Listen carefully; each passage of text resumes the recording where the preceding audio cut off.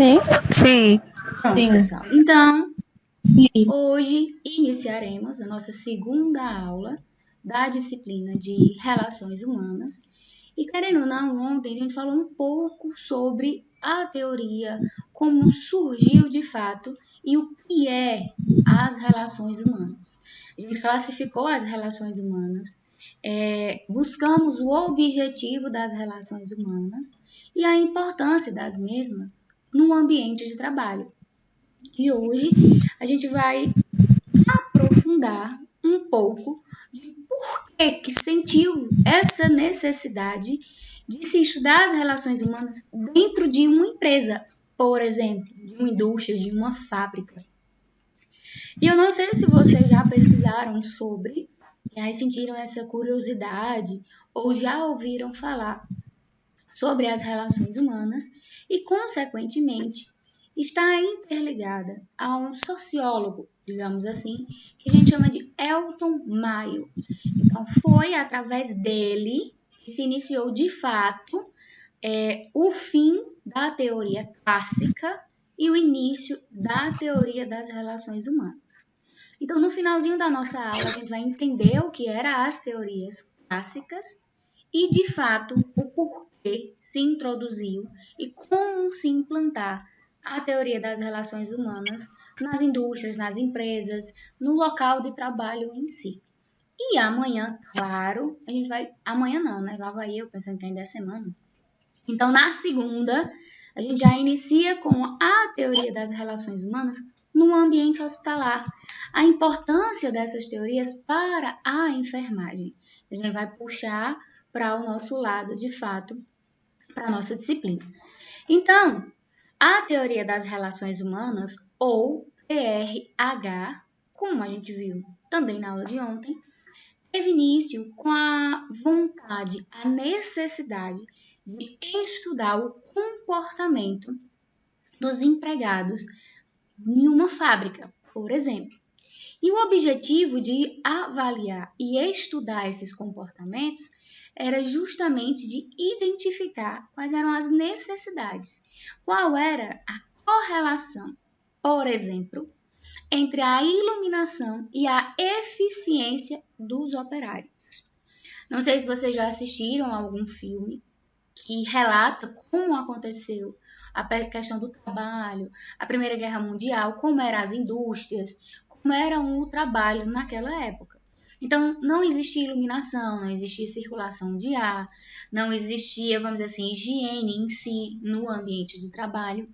Então, sentiu essa necessidade de avaliar o comportamento entre as pessoas e, consequentemente, do ambiente em si.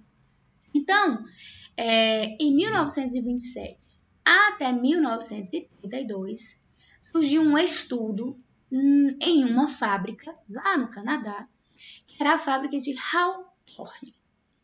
Não liguem, né? Porque eu não sei falar muito inglês, mas é mais ou menos isso daí. Essa empresa, né, essa fábrica, era uma fábrica de equipamentos e componentes telefônicos. Então, era uma fábrica muito grande, que tinha muitos funcionários. E a fábrica, ela estava perdendo, vamos dizer assim, lucro, não estava tendo uma produtividade significativa. Então, os donos da fábrica solicitaram a ajuda de George Elton Mayo para realizar um estudo do que eles podiam fazer para melhorar aquele ambiente de trabalho, os funcionários, para aumentar a produtividade.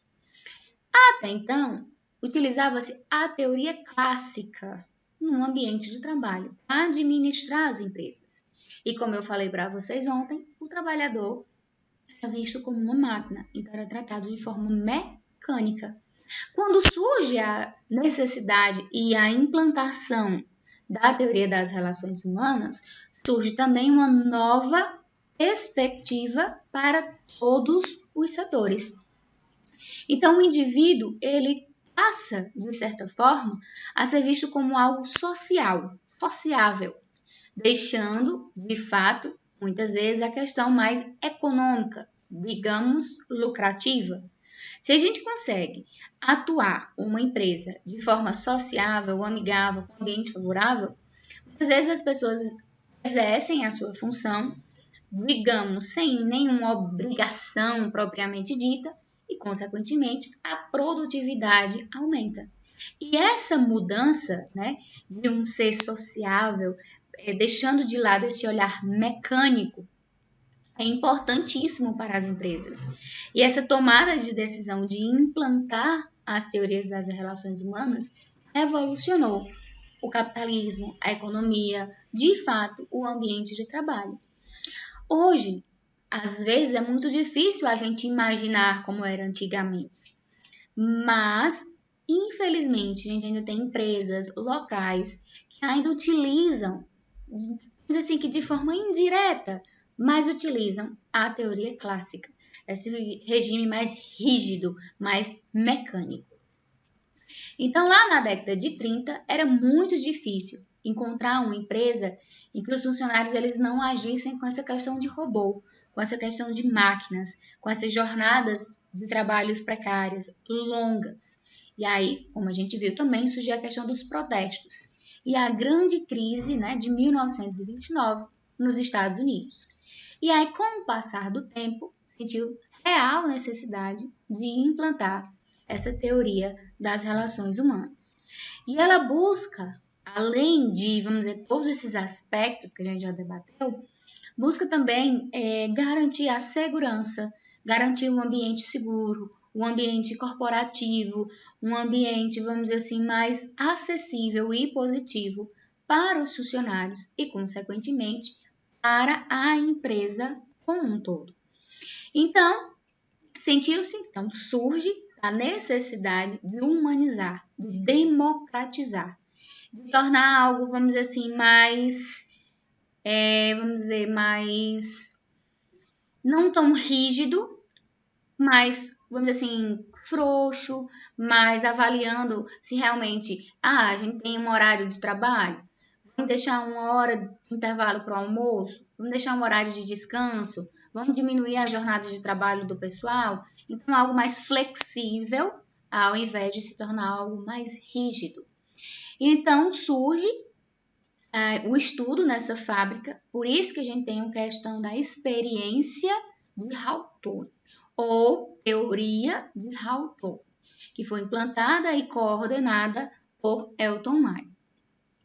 Essa teoria das relações humanas, ela tem como centro principal o ser humano, atuando e levando em consideração o seu comportamento complexo, o seu condicionamento para esse sistema social e biológico, essa necessidade, muitas vezes, de se afiliar, de se introduzir em algum grupo, e a questão da afetividade e da sociabilidade.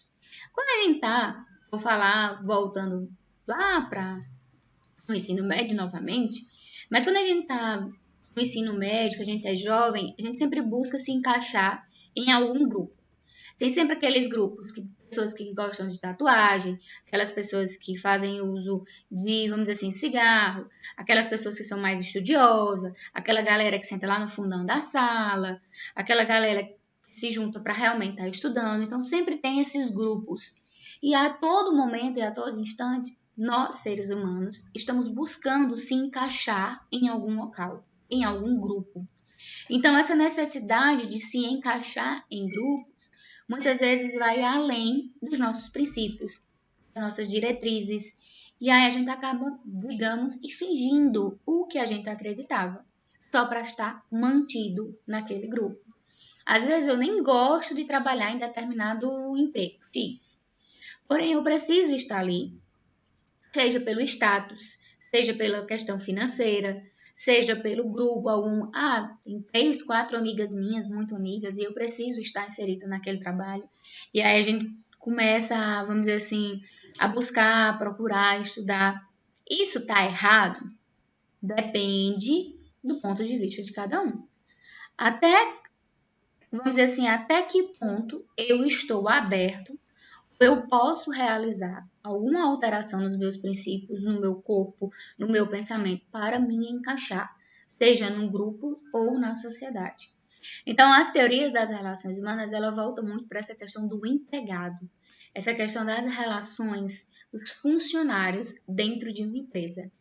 Hoje, a gente vê tudo, digamos, de certa forma, muito belo, muito simples.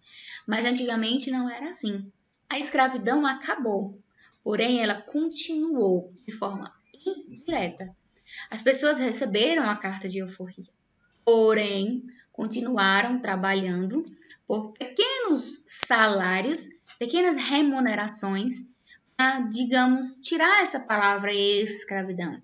Mas não era assim que acontecia. As pessoas entravam muitas vezes numa fábrica às 4 horas da manhã e só saíam no outro dia ou à noite, 8, 7 horas, sem nenhuma condição, literalmente, de descanso, de preparo. E aí essa teoria veio justamente, e graças a Deus, né, quebrar esse paradigma e tentar cada vez mais melhorar o ambiente de trabalho, o ambiente, vamos dizer assim, de relação entre os indivíduos. Visto que o ambiente de trabalho, muitas vezes, é local, digamos, de nossa moradia. Todo mundo tem uma casa.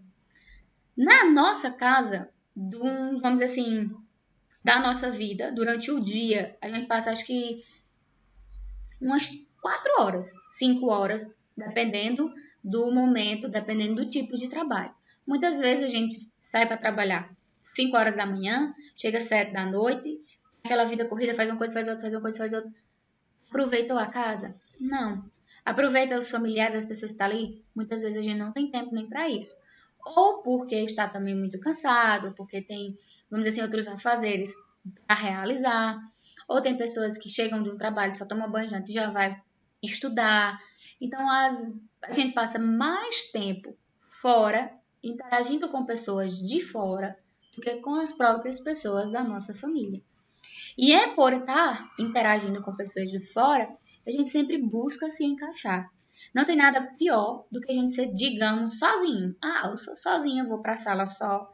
Porque a todo momento a sociedade também exige que a gente tenha essa relação. Exemplo na sala de aula é um trabalho em grupo, em dupla, vamos dizer assim, uma apresentação, é um estágio. Na recepção, quando a gente vai interagir com alguém, com algum cliente, algum paciente, voltando para a saúde. Então, a todo momento a gente está tentando e tendo, vamos dizer assim, de certa forma, uma obrigação em manter essa relação com outras pessoas.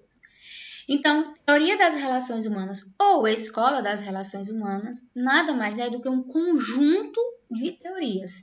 São conjuntos de teorias administrativas que visa justamente melhorar esse princípio de administração. Ao longo do tempo, à medida que foi passando, outros teoristas, outros estudiosos foram criando várias teorias. Mas, como vamos dizer assim, nosso curso não é a administração em si, a gente não vai aprender e voltar para a administração, a gente vai voltar para essa questão das relações humanas, mas é importante a gente entender como surgiu, o que fez com que acontecesse essa revolução no local de trabalho, para que a gente consiga entender como surgiu e como vem melhorando o ambiente de trabalho na qual vocês já vão estar inseridos.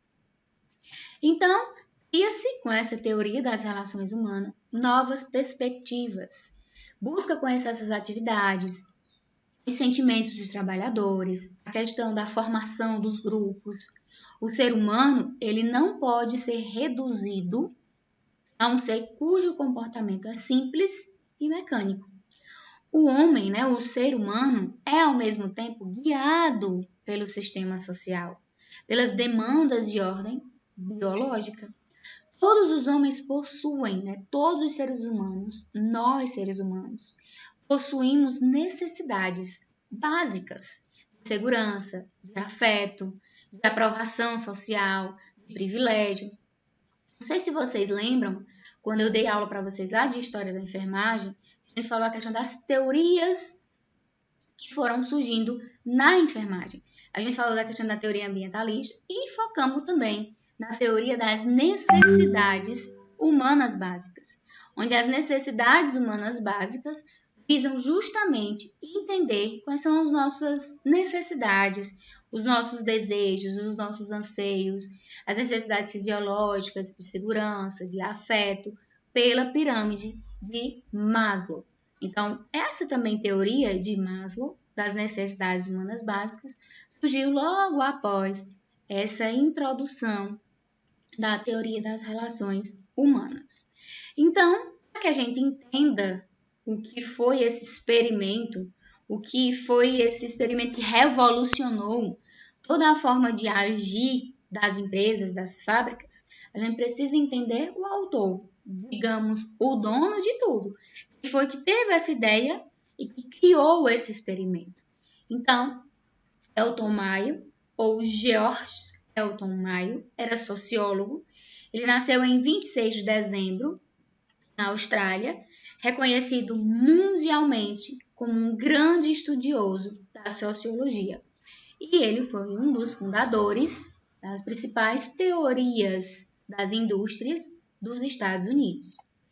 Então, durante e após a Primeira Guerra Mundial, ele começa a trabalhar e a analisar psicologicamente o que se passava na mente dos soldados que estavam presentes naquela guerra. Ele também avalia a questão e ensina, transfere seus saberes. Então, ele lecionava nas universidades da Pensilvânia e em Harvard. E aí ele inicia essa pesquisa das pessoas, do psicológico, do funcionamento das pessoas dentro das fábricas. Por isso que ele foi convidado para atuar e realizar um experimento dentro da fábrica de Hawthorne. Com essa pesquisa, com esse experimento, ele começa a notar o lado desumano da produção em massa e ele considera uma série de experiências e diálogos que vai surgindo ao longo do seu estudo. E o objetivo desse experimento era justamente explorar as ligações entre o moral dos trabalhadores e o resultado final da produção.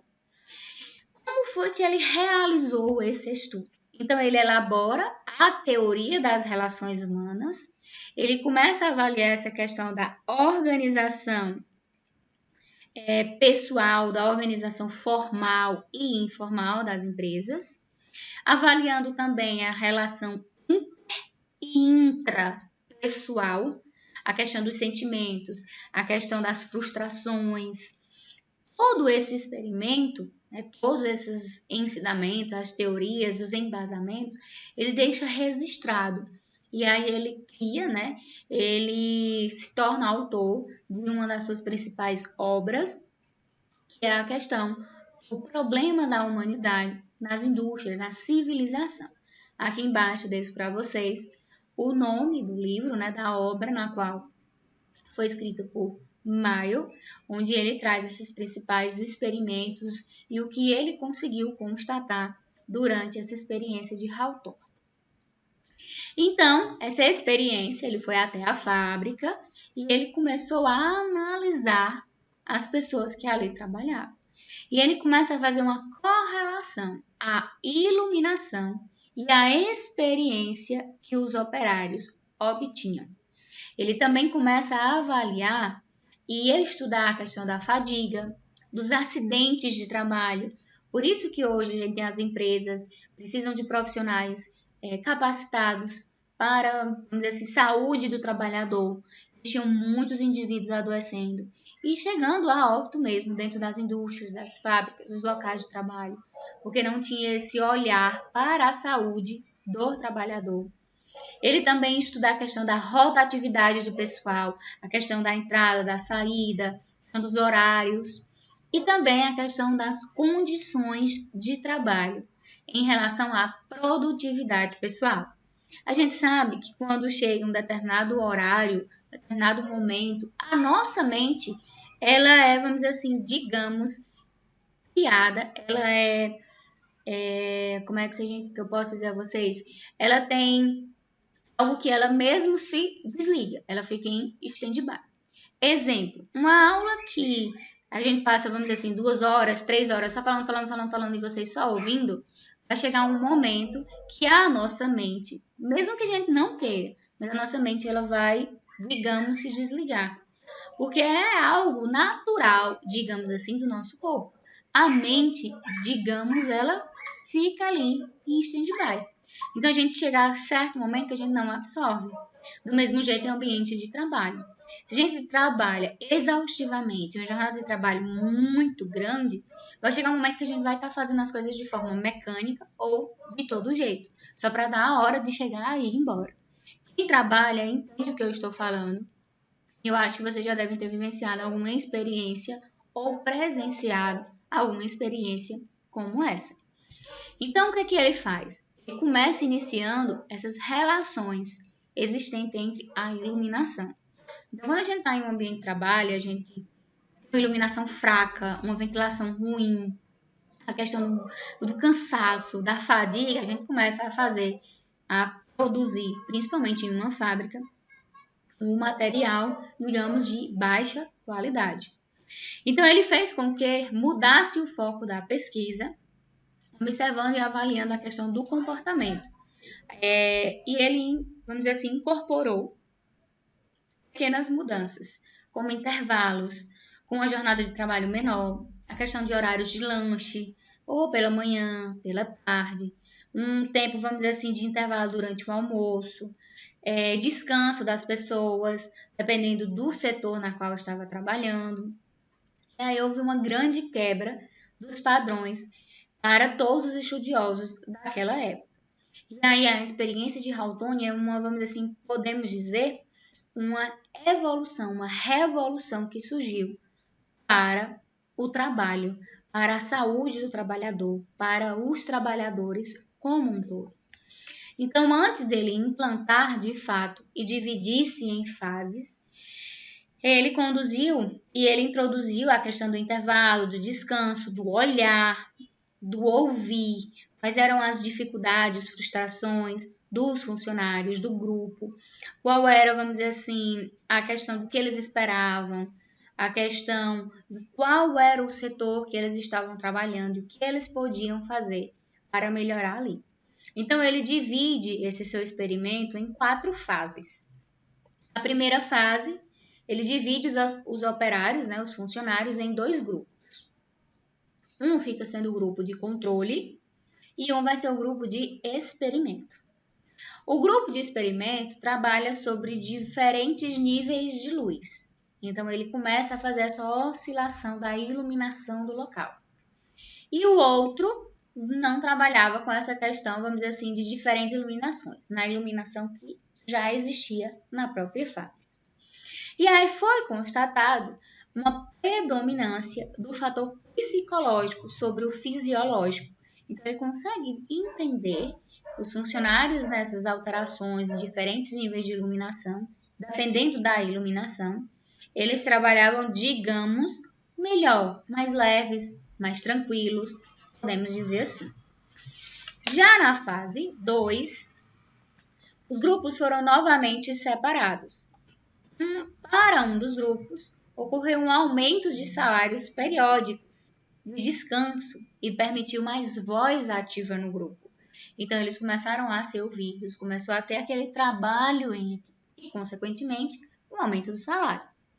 O resultado, aumento ainda maior da produtividade, pois também se tinha maior liberdade e uma supervisão, digamos, branda, tranquila, além de um ambiente amistoso e uma sem pressão, sem, vamos dizer assim, exigência em si. Na fase 3, detectou-se a existência de uma organização informal dos funcionários, criada com o objetivo de se protegerem das ameaças que a empresa trazia. Digamos, aquele princípio de liderança, aquelas pessoas que ficaram ali para ser o porta-voz daquele grande grupo. Então, começa a entender e visualizar a questão da lealdade, da liberdade de certos funcionários em relação ao grupo. Aquela pessoa que diz assim, pessoal, todo mundo vai para a direita, e aí ele consegue levar todo mundo para a direita. Ou chegar até o coordenador, até, digamos, o dono da empresa e relatar quais eram as necessidades e frustrações. A fase 4, né, a última fase, ele isolou um grupo e colocou-os em um cenário que tinha as mesmas características e condições das iniciais. Essa questão da iluminação em diferentes aspectos. Observou que os operários desenvolviam suas atividades, né, funções, com uma série de artimanhas e produziam menos. Então, os operários, os funcionários, eles conseguiram entender o que era de fato experimento, conseguiram entender e, digamos, driblar a questão de fato do que Maio estava procurando, buscando entender para melhorar essa questão do funcionamento. Então, o que a gente pode concluir com essas fases e com essa divisão, o que ele tentou incorporar? A gente consegue entender que o nível de produção é resultante da integração social. Então, o nível de produção não vai determinar a capacidade física e fisiológica do empregado, mas as normas sociais e expectativas do grupo. Então, esse nível de produção é resultante da integração social.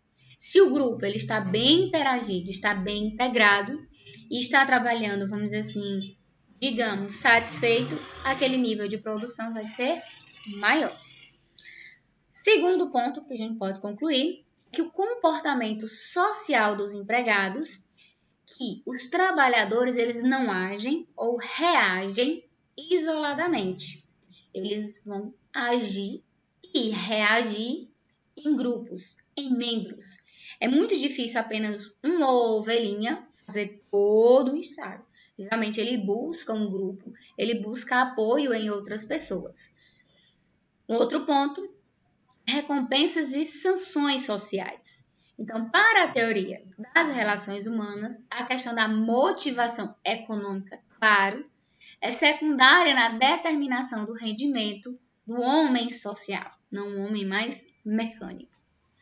Grupos informais, a empresa passou a ser visualizada como uma organização social composta de grupos sociais informais.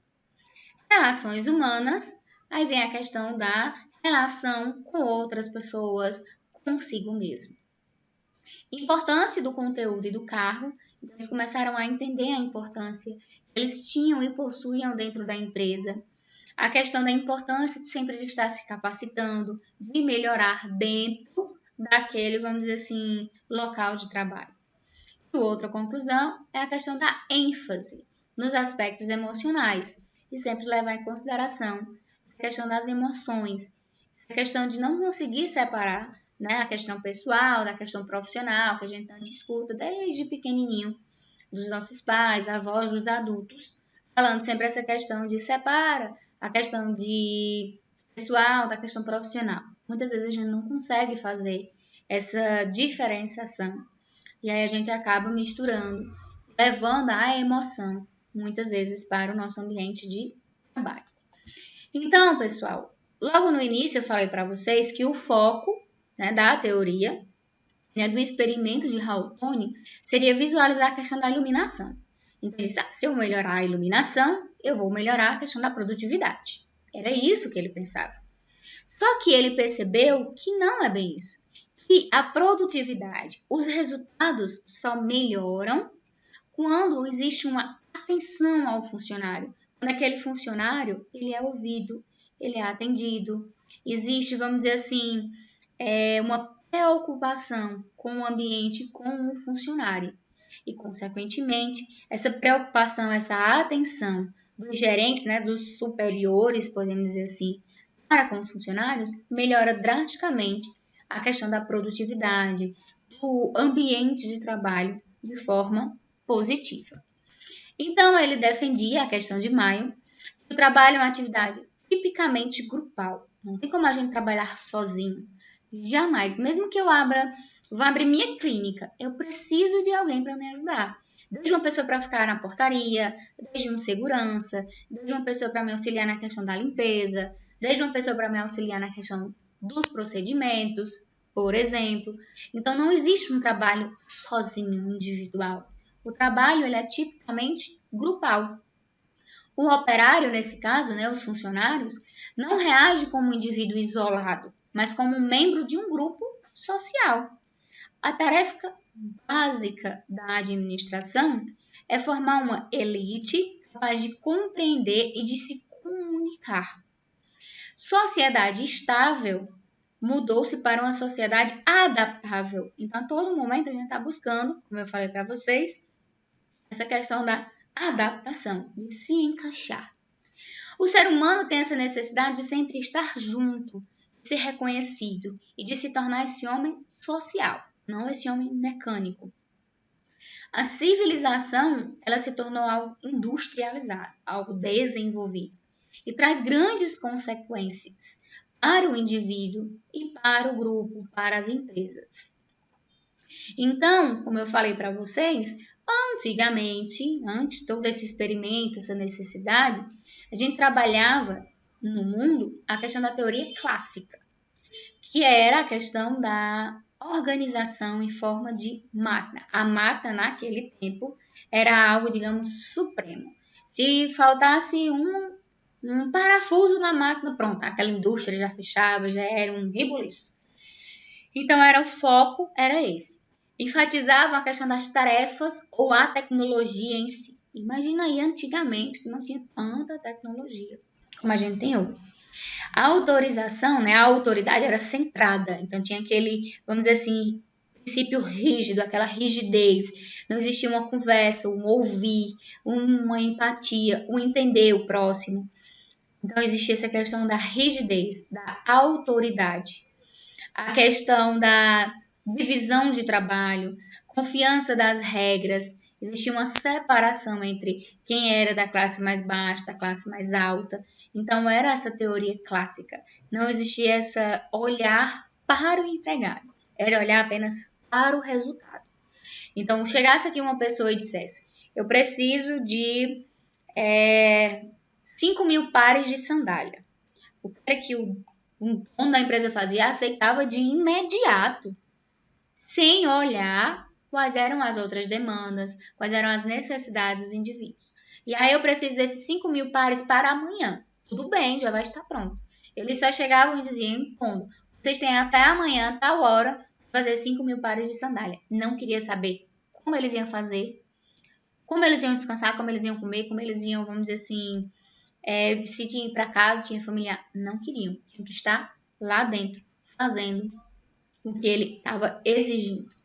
Já com a teoria das relações humanas, a gente tem uma organização agora em grupo de pessoas.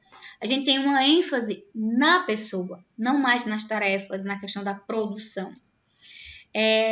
Agora tem uma delegação de autoridades. Existe, claro, o chefe, que é o dono da empresa, o dono do local, mas existe também os subcoordenadores, sublíderes, que conseguem ouvir, entender, minimizar ou, vamos dizer assim, resolver problemas, conflitos, sem ao menos chegar na questão da autoridade rígida. Então, existe uma autonomia do empregado, existe uma questão de confiança, existe uma questão de dinâmica e, consequentemente, uma interação interpessoal e intrapessoal. Então, a teoria das relações humanas traz uma nova linguagem, uma nova roupagem para os profissionais e para o mercado de trabalho. Porque nesse olhar, nessa linha de pensamento, surge que fala-se a questão de motivação, a questão de liderança, os conceitos básicos dessa teoria. Então, o método, a máquina, elas cedem lugar à questão da dinâmica em grupo, a questão do reconhecimento. A felicidade, ela passa a ser vista de diferentes ângulos. E as empresas que não conseguiram se adaptar a isso, faliram, fecharam. Então, as empresas, elas, a todo instante, elas têm que focar no trabalhador. Se aquele trabalhador tem força de vontade, tem essa questão da motivação, a empresa, consequentemente, vai obter bons frutos. Por isso que nas empresas, muitas vezes, ou em filmes, ou em empresas mesmo, a gente vê aqui, eles começaram a visualizar a questão de dinâmicas em grupos, a questão de encontros, é perto de Natal, Ano Novo, a questão de comemoração do aniversariantes do mês. a questão, digamos, do melhor funcionário do mês, para que um reconhecimento. As pessoas precisam trabalhar em grupo, essa necessidade, mas todo mundo tem a necessidade de ter esse reconhecimento, seja na sociedade, na empresa, no grupo, nos familiares, e reconhecimento positivo. Então, por isso que as empresas colocam essa questão da motivação, da questão da dinâmica em grupo, dos encontros, das festinhas de aniversariantes do mês, vamos dizer assim, a premiação do melhor funcionário, porque aí, digamos, motiva esse funcionário a se manter. A questão de algumas empresas que têm, vamos dizer assim, um salário fixo, o funcionário, mas se ele vende determinada coisa, ele tem uma comissão para aquilo. Então, é uma forma de motivar o funcionário a estar ali engajado, não estar apenas de braço cruzado, esperando chegar ao final do mês e ele receber aquele salário na qual ele está estipulado. Então, como eu falei para vocês, está voltada para a motivação, liderança, comunicação, criatividade, mas também como funcionário, a gente não pode só cruzar os braços e esperar que a empresa venha e fique procurando você. Não. O mercado de trabalho está cada vez mais competitivo, está cada vez mais, vamos dizer assim, lotado. Então, existem, claro, profissões, existem local de trabalho que não tem mais vaga. Mas, sempre se a gente se manter um funcionário criativo, comunicativo, esse olhar de motivação, motivar os outros colegas, não é só dizer, pois é, mulher, chegar e falar mal da empresa. Chegar e falar mal do, vamos dizer assim, seu coordenador, do seu líder, do seu, digamos, chefe, e aí desmotivar a pessoa. Não. A gente tem que sempre estar motivando, dando palavras de conforto, de entusiasmo, de levantar aquela pessoa para sempre querer algo a mais. Como eu falei para vocês ontem, todos nós somos capazes, basta a gente acreditar e seguir em frente.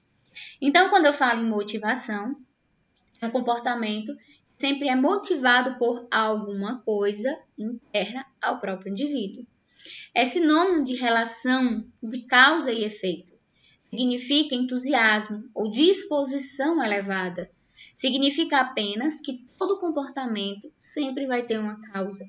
Quando a gente tem essa motivação, a gente vai trabalhar consequentemente bem e ter prazer no que está fazendo.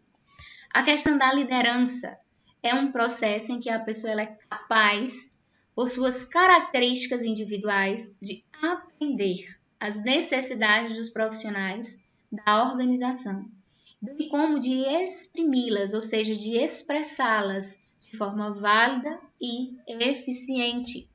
Então, a liderança ela tem como foco a questão da participação, do comprometimento, da supervisão, de sempre estar motivando os funcionários, a questão de sempre estar organizando treinamentos quinzenais, mensais, anuais, para melhorar a capacitação, a capacidade, o conhecimento dos funcionários.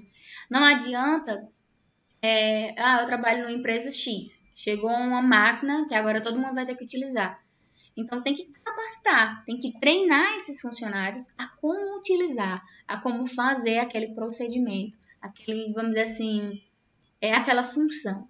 Consequentemente, uma boa comunicação. E como eu falei para vocês, saber também, principalmente, ouvir. A comunicação é um processo interativo e de entendimento entre o emissor e o receptor, através de um canal. Com o objetivo de transmitir alguma mensagem, de transmitir, vamos dizer assim, algum conhecimento, alguma, vamos dizer, relação entre indivíduos que consigam falar e ouvir de forma significativa. Então, no sistema de comunicação das organizações, devem ser consideradas o que deve ser comunicado, como deve ser comunicado, quando deve ser comunicado, de quem deve vir a comunicação, para quem deve ir a comunicação e por que deve ser comunicado. A gente também tem que ter muito cuidado com o que fala. Às vezes não é uma atribuição minha chegar e dizer que fulano vai ser, por exemplo, demitido. Eu ouvi falar, Mas não é uma atribuição minha chegar e dizer que fulano vai ser demitido. Não é atribuição minha ficar levando fofoca entre um e outro. Então, a gente também tem que sempre se pautar nessas palavras aqui, quando a gente for fazer alguma comunicação, alguma conversação com outra pessoa. A questão da criatividade é a capacidade intrínseca de um indivíduo se diferenciar. Vamos dizer assim, um diferencial naquele grupo.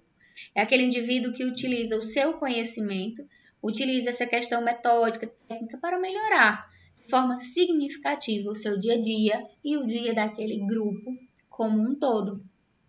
O clima organizacional é o resultado da análise de como as pessoas se sentem em relação à organização. Quais são os valores, moral, comportamento que são impostos, digamos, pelaquela empresa e quais são todos esses princípios impostos e que eu acredito. Então, quando eu mantenho esse clima, eu mantenho esse local harmonioso, e literalmente esse clima organizacional, a gente vai ter bons frutos e bons resultados.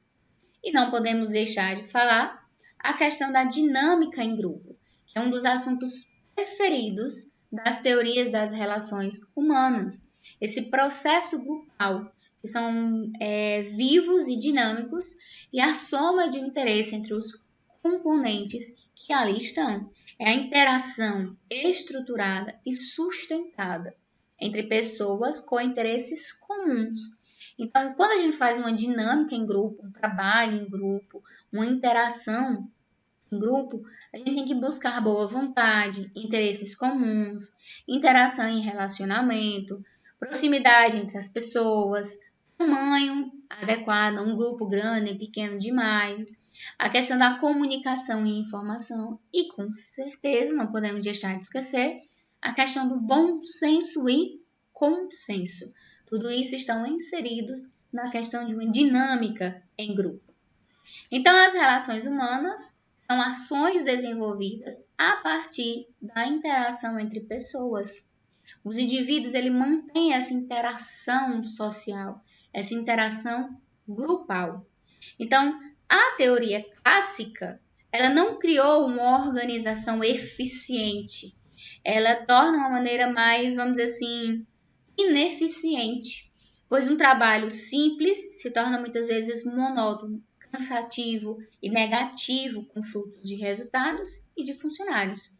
Então, os funcionários eles devem, digamos, trocar de cargos, evitar essa monotonia.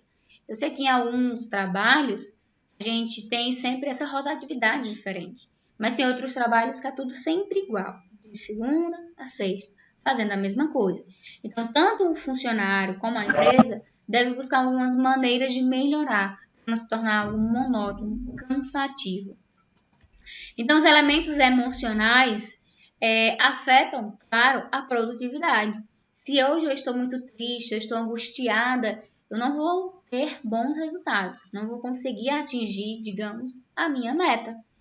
Então, a gente sempre também tem que levar em consideração as necessidades, o reconhecimento das nossas necessidades, das necessidades daquele indivíduo, a questão das emoções, até que ponto eu posso brincar, tirar alguma brincadeira, por exemplo, até que ponto eu tenho uma abertura para ajudar, a auxiliar naquele meu colega de trabalho. Então, a abordagem clássica, né, essa teoria clássica de antigamente, tem essa questão de produção. Então, o foco era a produção de forma mecânica. Já a teoria das relações humanas, ela busca, de fato, o olhar para o indivíduo, melhorar essas condições sociais e, consequentemente, vem a questão da produção, da produtividade e dos resultados. Então, muito se fala em motivação dos funcionários e o aumento da produtividade. Essa preocupação surge com essa teoria das necessidades humanas básicas. Então, existem diversas maneiras de aplicar essa teoria em um ambiente de trabalho, em um ambiente que exige a interação de outras pessoas. E o foco é justamente na motivação e na produtividade, que vai permitir o desenvolvimento de diferentes ferramentas dentro daquela empresa. Então, Como é que a gente coloca, vamos dizer assim, aplica a teoria das relações humanas num ambiente de trabalho? A primeira forma, digamos, de aplicar é com uma pesquisa de clima. É avaliar o relacionamento entre os colaboradores, solucionar alguns conflitos, atritos que existem, porque, como eu falei, somos pessoas de diferentes necessidades, diferentes formas de pensar e de agir. Sempre vai haver questão de conflitos. Então, a gente tem que pesquisar como está o clima com aquela equipe. Então, quando uma pessoa não se dá bem com um colega, a motivação acaba sendo prejudicada e começam a surgir problemas no desempenho. Como demonstrado no experimento, a produtividade está diretamente ligada à integração social. Sendo assim, não deixe de realizar periodicamente pesquisa de clima, avaliar a questão de como está o trabalho em grupo. Então, a todo momento, mesmo, eu não sou líder, eu não sou o chefe, mas você faz parte de um grupo. Então, avalie como está o clima. Detectou, visualizou algum conflito envolvendo você ou não, veja a melhor forma de tentar melhorar esse conflito para esse clima, aquele ambiente se torne algo agradável. Reuniões periódicas, nada melhor do que encontros periódicos para ouvir sugestões, ouvir, vamos dizer assim, críticas. Então, esses encontros é justamente para discutir os resultados, discutir os desempenhos, discutir a importância de se manter um clima favorável. É nesse momento em que a gente consegue ouvir as expressões, ouvir as frustrações, as necessidades dos funcionários. Então, busquem sempre estar também interagindo nesse processo de reuniões periódicas. A questão da ergonomia, a abordagem humanística da teoria das relações humanas busca justamente essa visão crítica dos tempos. Então, como eu falei para vocês na aula de ontem, no filme Tempos Modernos, existe uma repetição excessiva e essa repetição pode criar diversos danos ao operário. Então, quem trabalha muito tempo sentado digitando, quem trabalha muito tempo, vamos dizer assim, sentado em algum balcão, no telemarketing, então aquela pessoa que faz uma atividade sempre, vamos dizer assim, excessiva, com repetições excessivas, pode levar a um risco e levar a danos para a saúde do funcionário. Então, a ergonomia ela entra nas organizações justamente para garantir a segurança, a saúde, o conforto, a produtividade e evitar, consequentemente, lesões e acidentes que possam vir a acontecer. Alguns de vocês devem trabalhar em alguma empresa, por exemplo, e já devem ter ouvido falar dessa questão da ergonomia. Então, a teoria das necessidades humanas básicas, né, criada, digamos assim, através do estudo, do experimento de Hawthorne, criado por Mayo, faz com que hoje o colaborador não seja mais visto como uma parte da máquina, mas sim como um ser principal, né? Vamos dizer assim, o protagonista daquele momento. Então, esses aspectos de satisfação, motivação, reconhecimento, avaliação dos conflitos, de liderança, melhora, claro, a qualidade de vida do trabalhador. Se eu melhoro a qualidade de vida do trabalhador, eu tenho como resultado aumento das respostas, aumento da produtividade. Agora, trazendo para a nossa área, por exemplo, no momento como esse a gente está vivendo uma pandemia, vocês devem ouvir e assistir reportagens onde os profissionais de trabalho estão tendo, vamos dizer assim, jornadas excessivas. Estão trabalhando com, vamos dizer assim, um excesso de atividade, de funções. Então, esse excesso acaba diminuindo a qualidade, acaba diminuindo a saúde do trabalhador, trazendo vários riscos para aquele profissional. E, consequentemente, ele vai atuar, prestar uma assistência não qualificada como ele deveria, como se ele estivesse, de fato, tendo essa qualidade naquele ambiente de trabalho. Então, justamente a importância é lançar esse olhar diferenciado, que as empresas elas têm que buscar cada vez mais. e os funcionários também. Então, a gente não deve dizer que o funcionário é 100% certo. Não. Existem muitas pessoas também que se aproveitam da boa vontade do líder, do chefe, da empresa em si. E aí a gente tem que ter um equilíbrio. Então, a balança deve estar equilibrada. Nem para mais e nem para menos. Deve existir uma interação entre ambos os profissionais. Infelizmente, depois de tanto tempo, ainda existem empresas que não tratam, ou que não dão a devida atenção aos seus colaboradores. Por mais que obtenham resultados, é possível perceber que tem muitas dificuldades. Então, as empresas que ainda acreditam que somente por meio da teoria clássica do processo de rigidez é possível obter resultados, está na hora de analisar e repensar a relação dos trabalhadores, do empregado, do empregador. Vocês, né, já devem ter trabalhado em algum local que utiliza a teoria clássica e que utiliza também a teoria das relações humanas. Ou vocês já vivenciaram esse processo de mudança. Quando eu entrei há 10 anos atrás, por exemplo, em uma empresa, era muito rígido, não tinha essa questão de remuneração, de reconhecimento, de horário de descanso. Hoje, a gente já vê um olhar totalmente diferenciado. Aqui eu trago para vocês um breve, digamos, esquema, um mapa mental, da questão das teorias das relações humanas, focando apenas na teoria de Elton Mayer, Hawthorne. Como eu falei para vocês, existiram outras teorias que surgiram para embaçar, para melhorar para o ambiente de trabalho. Mas, como o nosso foco não é a administração, eu quero só que vocês entendam o que é as relações humanas, o que foi a teoria das relações humanas e por que ela é tão importante para as empresas como um todo. Para que a gente consiga entender como foi incorporado e por que é importante essas teorias, né, das relações humanas e a relação humana em si no ambiente de trabalho, por exemplo, no hospital, para a equipe de enfermagem. Então, aqui eu trago para vocês a questão do período, a questão das características, o que ela esperava, dos princípios, que tinha como ênfase a pessoa, o funcionário. Surge, né, a questão dos estudos da motivação, da liderança, comunicação e as críticas, claro, como todo e qualquer estudo, possui essa questão das críticas, pois existia uma limitação no campo, os resultados eram parciais para a época, existia, digamos, uma manipulação muitas vezes dos resultados, mas aí foi vendo que à medida que o tempo ia passando, esse enfoque, essa teoria e as outras que foram surgindo serviram e tiveram, e ainda tem, claro, um papel importantíssimo para a nossa economia, para o nosso trabalho, para o trabalhador.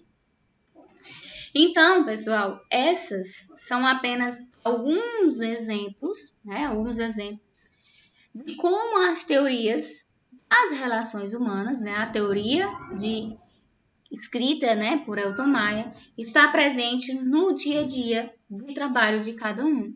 E como ela fez, e como ela, vamos dizer assim, revolucionou e melhorou a vida do colaborador, a vida daquele trabalhador.